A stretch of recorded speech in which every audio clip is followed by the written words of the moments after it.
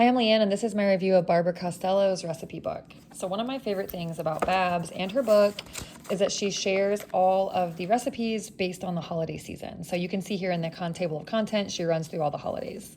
Now, these recipes, I would say they're definitely geared towards holidays. You could make them every day, but I found myself pulling them out when there's an occasion.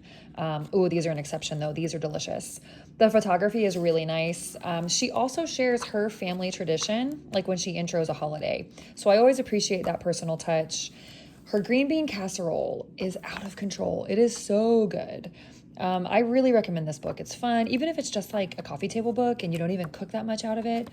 Like, her stuff is unique. It's cute.